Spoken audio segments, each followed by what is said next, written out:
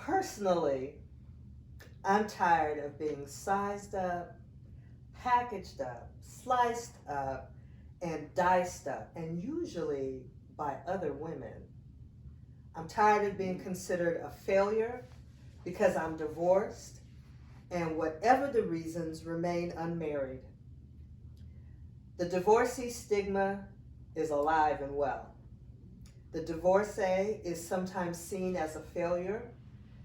You're regarded with suspicion, pity, bewilderment. You're selfish not to consider the children's needs if you have children.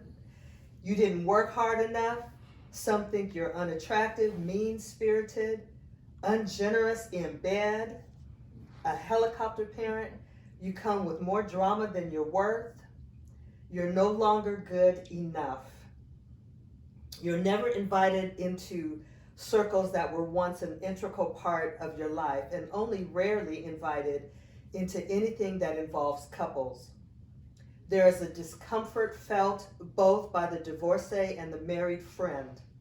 Perhaps it's a matter of fear of being alone, fear of being abandoned, fear of being financially at risk, fear of being cut off from a world that is familiar. And then maybe the real stigma stems from fear of contagion. If it could happen to her, it could happen to me.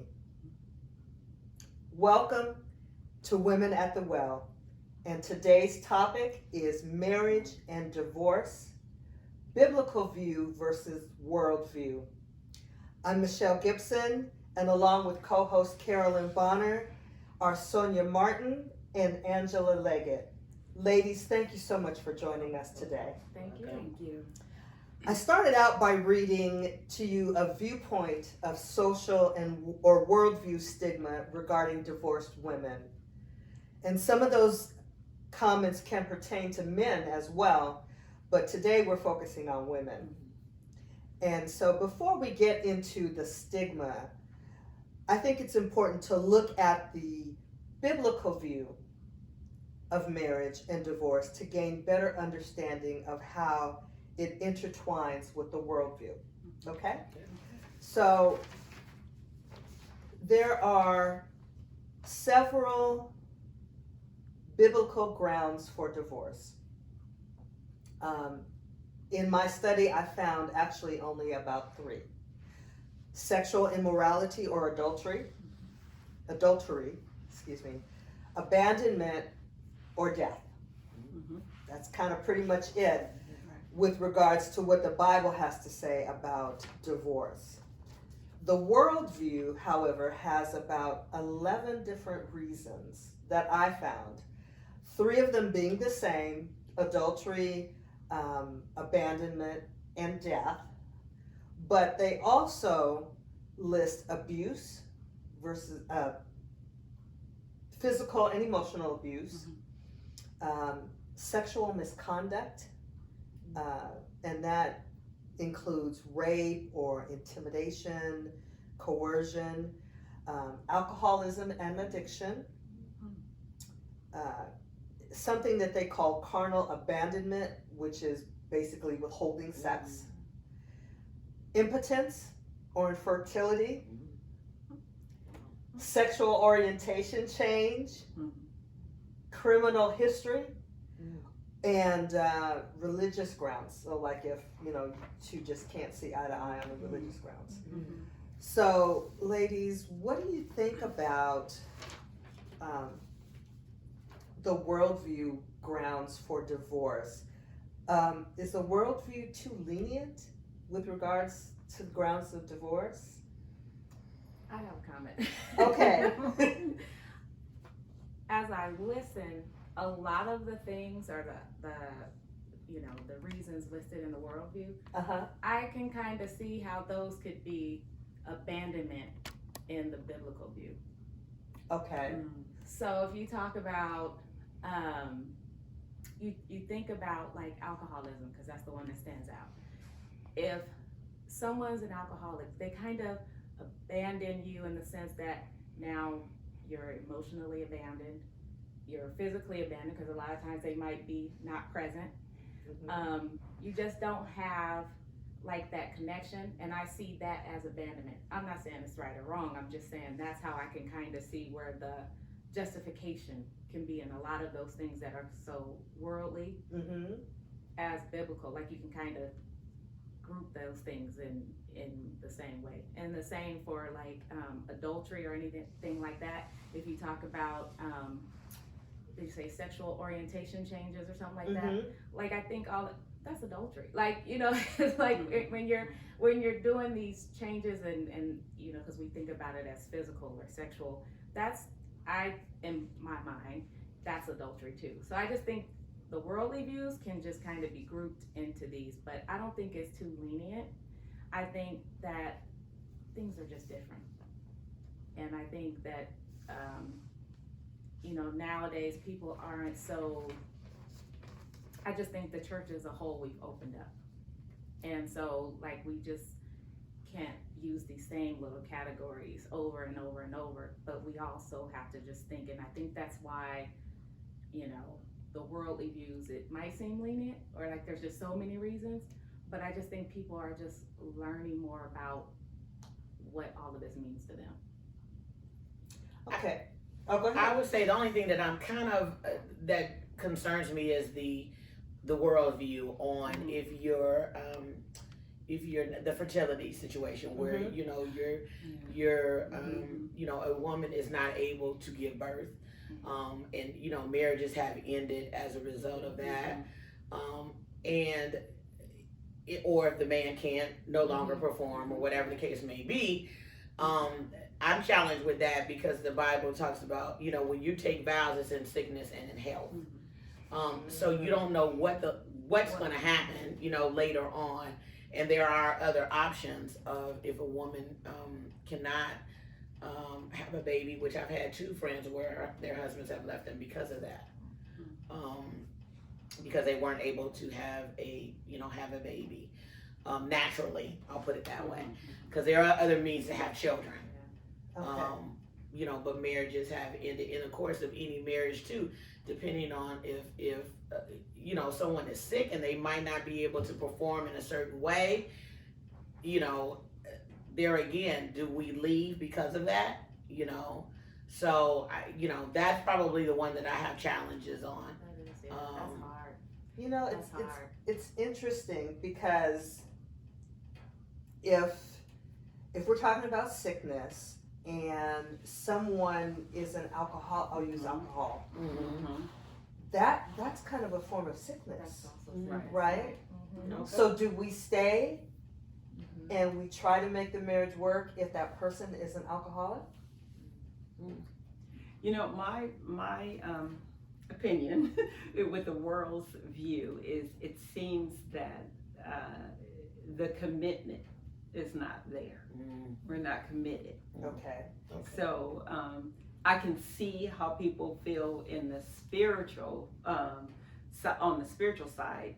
Oh, that's, you're not really committed if all you got these lists of things that you can put someone away for, especially infertility and alcoholism, and not being able to perform, you know, your marital, I won't duties, but you know what comes with being married.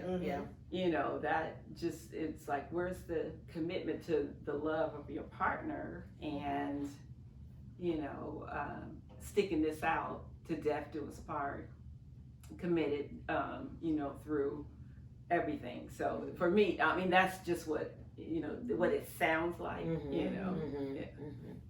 So would you say, well, in my opinion, both people have to be committed. And if one is committed and the other is not, do you stay? Well, the scripture says that you separate for a little while. Right. So we have to point that out. So the issue is maybe he or her, whoever this is not at a certain place at that time. You know, do you separate and hope that doing this separate, I'm not saying it's going to work, but that you separate in the hopes of fixing it. Now, the other person, you can't carry marriage by yourself. Right. I mean, that's just the reality. A marriage takes two people, and you got to be in here together. So if it is to the point where you had to separate for a little while in hopes that he or she decides to get some type of help, or if the marriage is having problems, some type of counseling, then that's what we're supposed to do. But once again, marriage is two people. You cannot do that alone. It's not a single digit thing. And so, you talked about commitment, and I just want to read in Proverbs 2:17. It says, "She has abandoned her husband and ignores the covenant she made before God." Marriage vows are so sacred that even when people who are not Christians marry, the Bible still refers to their vows as a sacred covenant. So when we talk about commitment, we're talking about committed to, first of all, each other, and also committed to God. Do we look at this as a covenant, a promise to keep before God? And what happens when we separate for a while and it doesn't do anything? What do we do? Well, as I stated, you can't be in a marriage by yourself. Right. So I think too, and not that I try to rewrite the Bible, because I don't. It's hard. But I think that we also serve an intelligent God. Right. Now, if he's down the street and you hear, that is not a union. Right. I mean, and the idea of the separating for a little while is really so you can work it out. Right. That's the intent. That's the intent of the scripture. But if you cannot work it out and he's down the street and you over here, then that isn't a marriage. That's something in the name. Legally, state of California says, "Oh, you're married," but I think the relationship part has broken. Right. And I want to get back to Michelle and when you take your vows and your covenant with the man and God. And I'll say I've been married a very long time. So I've been married almost 40 years, which will be in June. And when I took those vows at 22, my understanding about Christ was at a very, very immature level. Like, I love the Lord, and that's about as far as I was going. So I looked more to loving my mate at that time. And that's kind of, I married under God, and I thought, okay, I'm married under God, but I wouldn't say that I was doing a covenant to God and my spouse, because I was not there. My relationship with Christ was not there at the time. Now, as the years have gone on, and as I have grown and I've matured, and we've been through a whole lot, things are different now than when I initially took my wedding vows with my spouse, because just where I was at that time, it was just, I'm in love. I love this man. And then as time went, you got to have more than just, I love this man. The little, as I say, the Star Trek fuzz. The little fuzz they do, and everybody look beautiful. That fades. That fades, and you got, you're in front of you as a man standing there with a lot of flaws, and mine too. And how do we work through that together? So I think, depending on where you are when you get married too, that makes a difference too, I think. And if your mate is kind of going with you in the same, like when stuff was getting rough, we were like, okay, we gotta pray. Like, we gotta, because this is going somewhere else. So I think that has a lot to do where we are, kind of, mentally, emotionally, spiritually, when we take those vows the first time. Yeah, and see, you had to change. Like, I had to. Right, and you're changing, and so that's what I'm saying. You had to define again what marriage meant to you both, and you had to do what worked for you both. And that's what I'm saying about your first question. Is like, you have, as we grow, we have to kind of open up. Because what you probably thought at 22, like you said, you thought at 22, oh, I just love him, he's so cute. But after that, you had to like reevaluate. Like, he's cute, but he's also protecting me. He's also doing this, and then I have to see what my role is in that. That's what I'm saying. As we get older, we grow and we expand, and then we have to figure out, like, how does that work for us? Right. Just So yeah. And are you going together or are you growing apart? Right. And are you growing? Yeah. Yeah. So that's another thing. You know, like you're growing and the other person could be literally at a standstill. Mm-hmm. Right. You know. So what do you do with that? Right. So. Right. What do you do with that? She's still here. Well, I'm still here. Okay. I'm still What do here. you suggest? Being married for almost 40 years. I think I'm still here because we recognize that there were some problems and we need to talk to somebody other than us. Mm-hmm. So that was one. So you know you need to bring in for us. We needed to bring in another party, and then depending on where you are, I know one of the biggest hurdles for us was when I lost my mom, and I lost my mom in my 30s, Mm-hmm. and so. He was trying, and I was in that depressed state where, you know, frankly, he could have moved out at that point, and I wouldn't even care, because that was where my mind was. Right. And then I realized, okay, Carolyn, you need some help because you going somewhere totally different. So I also got help, and then he joined in with it as well, because we recognized we're two people functioning in a house. That's all we were doing, like living here. But, you know, also recognize it's a problem, and then what are we gonna do? And I think, you know, for us, where one of us is weak, the other one is stronger. Yeah. So when I was literally, for a minute, kind of out of my mind, he was like, wait a minute, what's going on? You know, we need to figure this out. I'm not leaving, so we need to figure out what's going on and what we're gonna, you know, what we can do to help the situation. So, and I made that comment because a lot of times in situations like that, where for a minute, and I would say really for almost 2 years, you know, I was in a very bad place, and a lot of times marriages end that way too, because you cannot see your way clear. Yep. And it wasn't, and that's where I was, because at that point I really just was kind of like, I just want to be by myself all the time. Right. And I had a husband and a husband that loved me and children, and I was just, all I could see was me. So it can very much happen.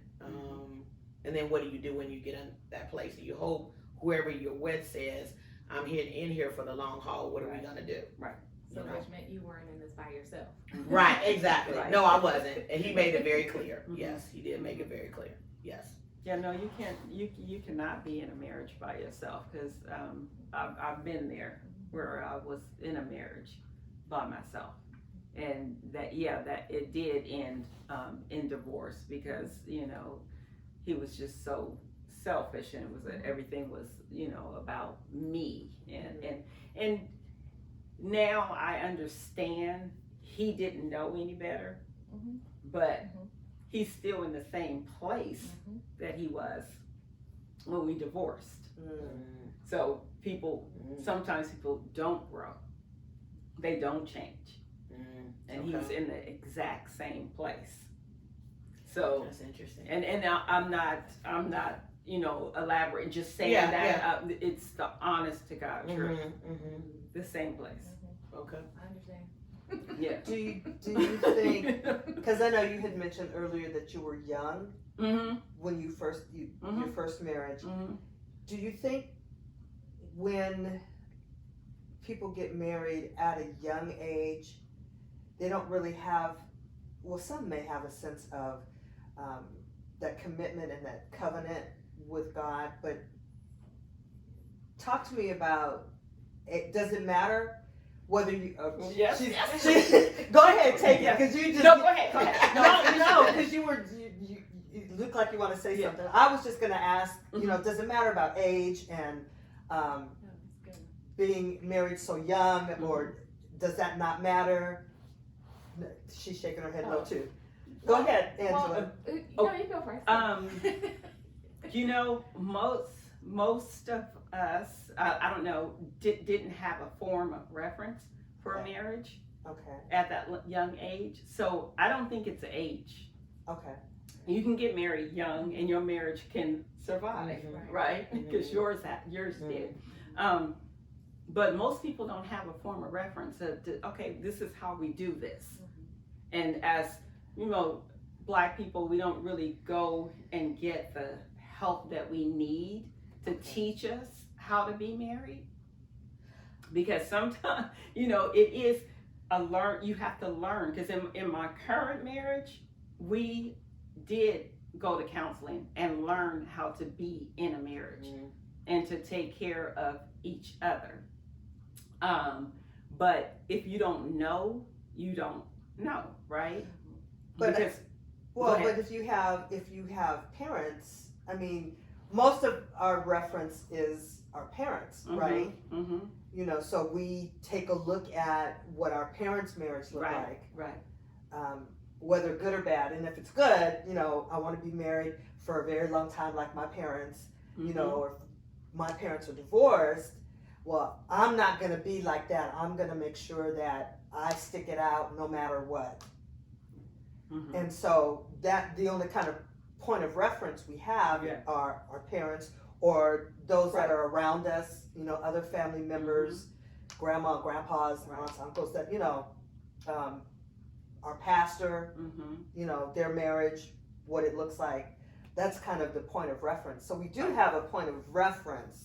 Somewhat. For not a healthy marriage, I'll say that. For not to have to be in a healthy marriage. But even if it's healthy, well, healthy is relative. Yes. Okay. So, and I'm gonna say this Yeah. because my parents were before my dad passed, they were married 54 years. So my dad and mom were both present in a marriage. Yeah. But my parents didn't have conversations about anything. So meaning, yes, my dad worked. My mom, you know, was basically she was a homemaker for a lot of years, and then she went back to work later. And so yes, we were all in the house. Bills were getting paid. We had a house. It was, you know, all of that. But there wasn't conversation with my parents. And I think with my kids, I'm very candid about some things, like very candid, because I feel like, yes, I saw the two parents in the household. My husband, his parents were married 70 years. But it wasn't a lot of, that's awesome, 70 years. But, you know, we talk about it a lot, that there wasn't a lot of conversation because that's not what you did. A lot of things were talked about in the room. Like my parents did a lot of talking in the room. Right. And we knew my mom was upset in that room, but we don't know.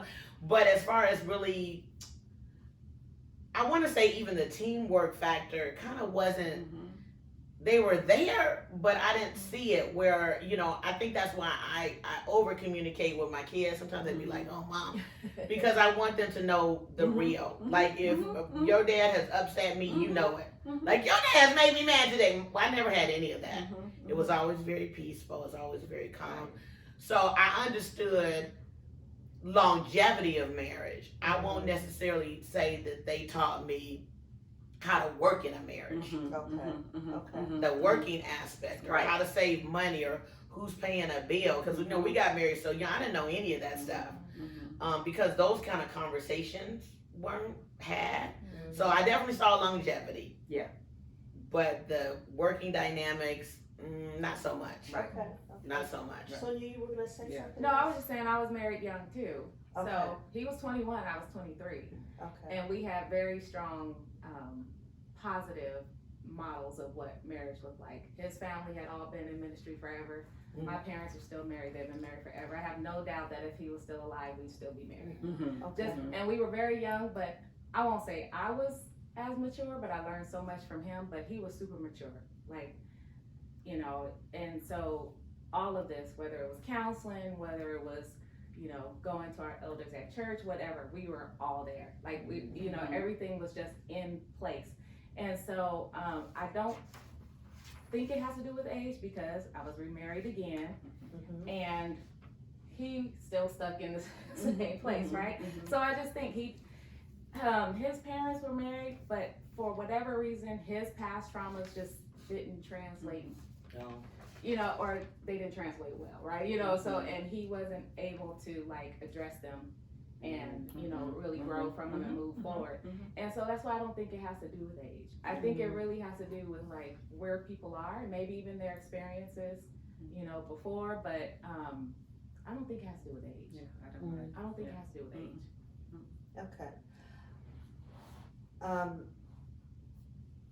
Let me read something.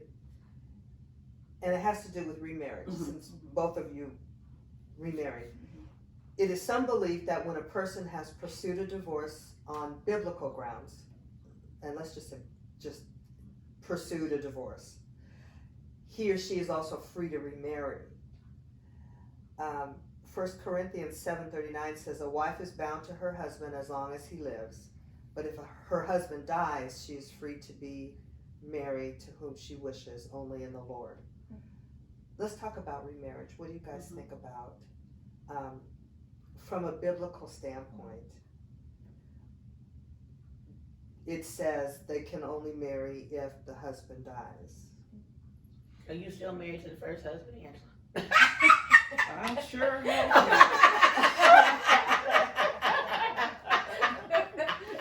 No, that's why I'm asking the question. We're being real here. You know. You want it? Well, I was just going to say it was easy for me because Jerome and I had that conversation. Okay. Right? So That was your first husband? the first husband. Okay. Yeah, he passed away. So Okay. he made sure, well, he didn't make sure, but we had that conversation. He knew he was not well. And not sure that he knew he would die, but you never know what those conversations are, right? Right. With him and God, or Right. you know, but he made it very clear that he did not want me to have this life by myself and have the sons, or have our sons raised by me alone. Okay. So that was easy, right? Okay. So you know, I did everything I was supposed to do while we were married. Right. I had a clear conscience when he passed away, Okay. and so I thought that I was open, available, and ready. So so that was easy for me. So I don't know, you know, coming out of this time, because I believe in marriage. I love marriage, but will I do it again? Maybe. But how I feel about it biblically, you know, we'll have to see after this. I have to do a little more study, right? See where this all fits. Like, am I supposed to be by myself now? You know, so, you know. And mine was repeated infidelity. So, yes, I believe that it was biblical. Oh yeah, I was gonna say, look, so let's go back biblical then, and I can get married again. Yeah. And not on my part, because he couldn't be the woman too. It was repeated infidelity, but not on my part. But yes, so I believe that my marriage now is, you know, God says it's okay. Go ahead. So let's take the biblical out of this.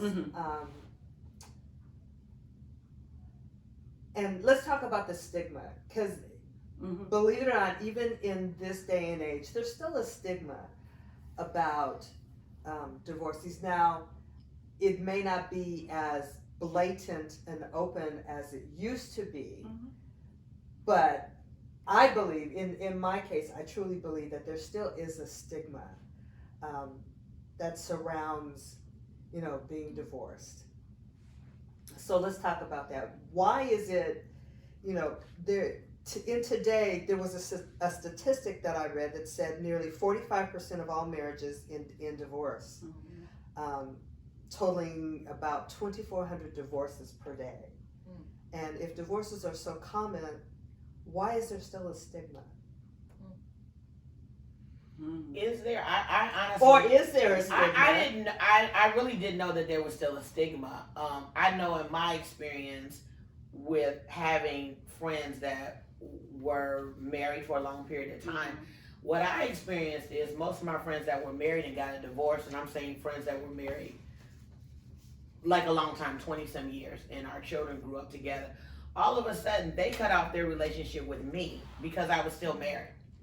And it did nothing changed for me because you were my friend. Right. With this person, without this person, typically I was a friend with you before the husbands even got involved, you know, and formed a relationship. But all of a sudden I got cut off because I'm married, you know, and it was like, well, you're married now. And it's like, well, what did it have to do? I'm friends with you because of who you are. So I experienced, like, kind of repeatedly that happens, that all of a sudden people that I had really good friendship with have cut me off because I'm still married. So, you know. So have they really cut you off, or is it maybe because out of respect for you and your marriage, maybe the stigma is on them, and maybe not on you? It definitely not on me. If you know me, I'm gonna be honest, you're my friend. That has nothing, but that does happen where it used to really hurt my feelings. Like, wait a minute, we have all of this history. what's going on here? So I think the greater issue is on them, and maybe they feel uncomfortable, because they see like my marriage, like you're still with him, so therefore we can't be friends. I don't know. It's just very odd to me, but it has happened to me quite a few times where it's been very, very hurtful because they can't be friends with me anymore. Well, I would like to speak a little bit to the stigma. Being divorced, there is still a stigma out there. And even though you may not see it, for me, I've experienced where couple friends no longer include me because I'm not coupled anymore. Although whatever they may be doing doesn't necessarily mean that you have to be coupled up. They just don't, for whatever reason. Yeah, I think it's. I had this conversation yesterday with somebody, and I don't think it's intentional. I think it just kind of happens. Because I was telling her, I was like, I've been like on this roller coaster, right? So I was married over couples ministry with Jackie and Marty, so when my first husband passed away, so I was no longer invited to like all the couples, but those were all my friends. So it's not intentional. I don't think it's intentional. Nobody ever really said, "Oh, sit down, little girl. We can't," Right. And then, and so then I, get with my single friends after that, right? And then I get remarried, and then that kind of fades again. But it's not intentional. Like you're married now, but it's like we're going on a girls trip. Like maybe your husband, he said no every couple of times, and so now I'm gonna ask you the third time, right? And so then now I'm divorced again. So those couple friends are doing their thing, and then now I'm back with my single friends. So it's just, but nobody ever really said like, girl, you can't come because you're married or anything. But I just think kind of it's unintentional sometimes. So you think they don't want? Do you think they don't want to make you feel uncomfortable because you're not with? Well, and it could be something too. I'm not gonna go on a couples trip by myself, right? So and especially the couples the group we have on my second marriage, we did a lot of travel together, and so that was kind of fine. But I don't think it was intentional to kind of say no, you're excluded. But it just kind of morphs into that. I agree. I agree. Because if there was somebody who's told me, oh girl, you can't go because you married, then like you said, we have to reevaluate our friendship. Right. That's a whole different thing. Right.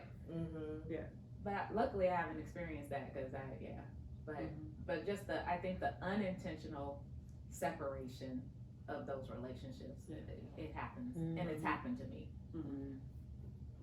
Okay. All right. Have you had that happen where people, you spoke on that, Michelle, you spoke on that a little bit before, but have you had someone say, well, because they haven't, like she said, they haven't said it. Okay. They haven't been that blatant, but I've also noticed that, no invitations, no, like, girl, we going here. This is going on, and, why don't you come with us? No, none of that.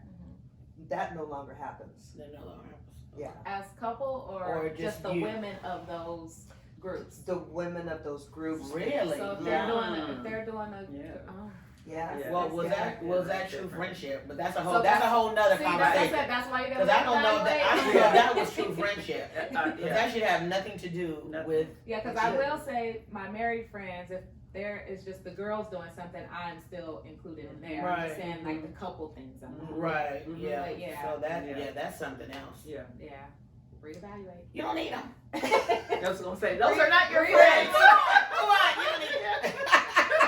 Well, okay, so let's talk about the people in the church versus your outside friends. Do you find that there are those in the church that have a different point of view towards you now that you're divorced or not, or is there no difference at all? No, I haven't seen a difference. Well, too. Most of my friends are in the church, so I haven't. Because like I said, the waters are muddied all over the place. So I just feel like people act the same inside as they do outside. So, you know, that's a whole nother conversation. Truly. But I haven't really seen a difference between inside or outside the church. But that's just my experience. So do you think we as Christians, should we, well, no, let me rephrase that, because I already know the answer to that.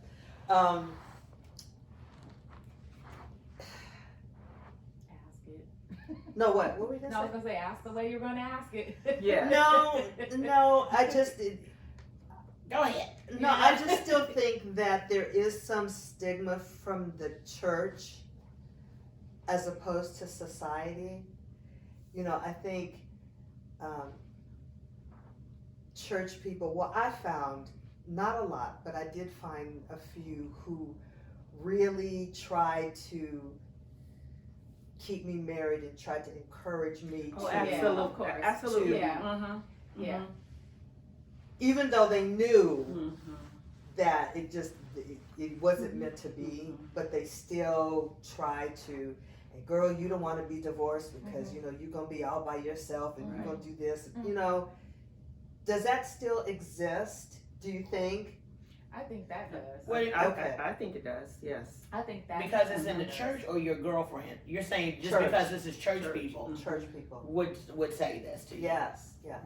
Yeah, I do. Yeah, I would say that the church folks that I went to, they tried to encourage me to stay in a situation that was not good. I mean, even hearing all of the evidence, it was just like, you know, just to get in there. And I just kind of think, Based on?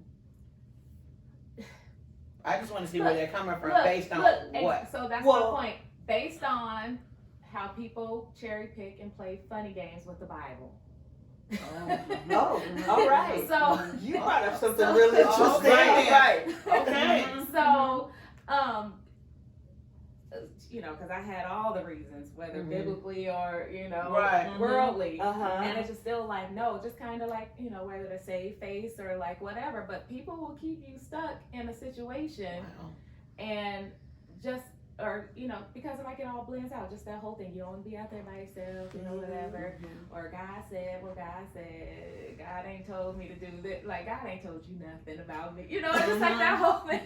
I'm trying to be, you know, trying to like keep it. But no. If you want to be, if people are saying, I'm kind of a little surprised because, you know, I have my own theory on things. If it's not right, that's not but you know, I mean, especially if you got grounds. And if I have grounds, I'm more like so I don't like, and I know what the Bible says, right? And you being in a higher place, supposedly, in this, you know, spiritual walk, in this, you know, in the Bible, you got your MDivs and your PhDs and stuff. You should know better, right? So so there are. Well, I would say the people I went to in the church would have had me stuck. Stuck and miserable stuck. Yeah, because I do think that people in the church rely so much on the Bible, and yes, they should, but they just you're saying there's no practical application that we need to use. Exactly. I mean, that's what it sounds like to me. You know, God is not calling us to be miserable. Exactly. I mean, you know, and I think I follow what you're saying. I'm a little surprised, and maybe because I'm very, I guess, more broader in my thinking. And so I didn't realize this was still happening. I thought this was like happening from the church of old. When I say old, I mean the churches that I grew up with in 1970. I didn't realize that this was really happening now with churches. So I was really naive. And some people in the church, not the entire body. But there are still some that are in the church that no matter what, you know, you got to work it out with your husband, and you got to, no matter what, no matter what. And how was their marriage? We'll see that. So that's your greatest example would be there. So how was theirs? If you're going to these elders, but there are some that been married for 20, 30, 40 years, and they're giving you that advice, and they're miserable. So that's what I'm saying. But then there are some that are not miserable. Married a long time, that doesn't mean happiness is in there. No. Right. Just married. Exactly. Right. But yet and still, and that's a good point. You can't see what is really going on in their marriage, Right. but they also can't see what is really happening in your own marriage. You know, they only go by, okay, well, the word says this and the word says that. So, Well, when it comes to your life, but what about, does it apply to their life? You know, because you know how we are sometimes. Exactly. Yeah, you gonna do it that way, but I'm gonna do it this way. You know what I'm saying? Like sometimes, oh yeah, in my marriage, you know, we got adultery, but I'm still gonna stay in here. Well, And there for are me, that don't work. yeah, that's not gonna work because Right. I'm never going to be able to trust you. Mm-hmm. And that's what a marriage is. Right, exactly. Made of trust. Mm-hmm. I don't care what you do. I'm not gonna be able to ever trust you again. Right. You know? Right. So, and people should let people be okay with that because it is some women can go through that and be okay. But it's some that's true. women There are cannot, quite a and it few. should be okay for you not to be okay with that. But But that's I think part of it too is that you have to look at too because they're in that. They want someone else to join in with them. So you also have to look at the source of who's saying this because that's a life that they chose and that's wonderful. God bless you. But this is a life that I'm choosing as well. And that's why too we really have to seek God in all things. Right. That it's wonderful for people to give you advice and you know, and some people are coming from a place where they really do believe that they're helping you. But you really have to seek Christ and say, okay, and lay it to bear. He already knows. So he just needs you to come to him and say, okay, I'm laying myself bare. You know me and you know him. And you know everything that's going on. Now give me clarity and direction. And then speak peace to me, whatever you decide, you know, for me to do. And I just want to say, wait, tell me, Sonja. Yeah, what you said about the church, that happened to me as well. Not only with the church, but with my family too. You know, it was like, oh, you need to stay with him. And then the pastor at that time, he would not even listen to me. He didn't even want to hear what I had to say. He did not want to hear it. My family was the same way. It's like, and then I was like, okay, you know what? You guys really don't know what I've been going through. Because, you know, we keep it to ourselves. So I was like, you don't know. Then when I started listening, the list for my family, they were like, oh, I didn't know you were going through all of that. I didn't know. And then it was just like, oh, okay, well, you know, but still, it was still like, but we love Jay. Okay. Love him. And he still is around because we have children and now grandchildren together. So he still comes around, and him and my current husband, you know, we are all together at birthday parties and things like that. Family members still love him, and that's fine. But I wasn't gonna, you know, be with him. You know, I couldn't do it anymore. Well, ladies, this has been an awesome conversation. My goodness, I feel like we just kind of like scratched the surface. So we might think about doing a part 2. So be mindful of that. So if you get that call, this conversation on marriage and divorce, and you know, everyone's experience is different. Everything that you guys went through is different. The prayer is that through this experience, you have grown. And that you've grown with your relationship with Christ. And we know that everything that we go through, even with staying married, there are dynamics to that as well. But as long as Christ is with you, and that you can sow him, no matter what decision that you make, because the beauty of it is, no matter what decision that we make, he's with us. And so we're never alone. And so we are so happy that you joined us this afternoon. And we pray, God, that anything that was shared today will be of help to you. And we look forward to talking to you next month, and it might be part 2 or it might be another subject matter.